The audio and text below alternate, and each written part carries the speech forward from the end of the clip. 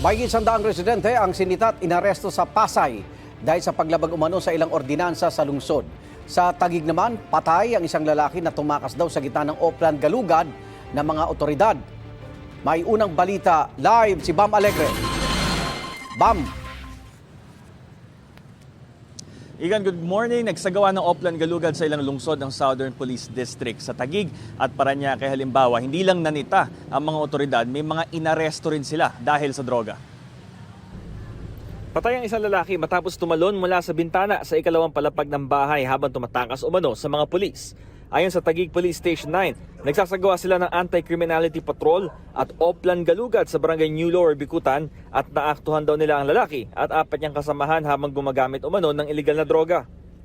Nakuha rin daw sa grupo ang 5 sachet ng hinihinalang shabu na may tinatayang 4 na gramo katumbas na mahigit 27,000 pesos. Naisugod pa ng mga pulis sa ospital ang lalaki pero binawian din ng buhay. Umamin naman ang isa niyang kasama sa paggamit ng droga. Ang iba naman hindi nagbigay ng pahayag. Bigla ako tumakbo kasi sir. Hawak ako ng pulis na isa dyan eh. At bigla ako may tumakbo.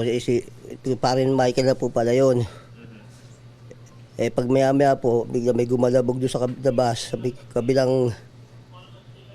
sa kabila po ng bahay, sa gilid. Hindi ko na nawala kung ano po nangyari dahil huli na po ako nila eh. Biktima na kami ng droga eh. Tumanggi muna magbigay ng pahayag ang mga pulis sa Taguig Police Station 9. Sa Parañaque, 2 lalaki naman ang arestado matapos mahulihan umano ng 30 gramo ng hinihinalang shabu. Depensa ng isa sa mga suspect, hindi nila alam na may droga sa bahay na kanilang tinitirahan. Sa bahay nito ng tito ko, mabilis ang pangyayari, hindi ko alam.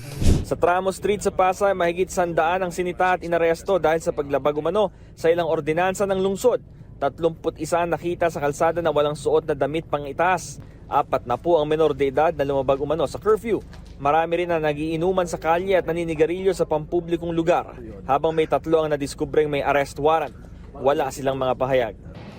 Pinapanawagan ko na, especially sa mga parents no, na mga minor anak nila, na huwag nang palabasin paggabi no. Dito sa warning, yung first offense, umabot ng third offense, pinapatawag na yung parents at saka tinitikitan no.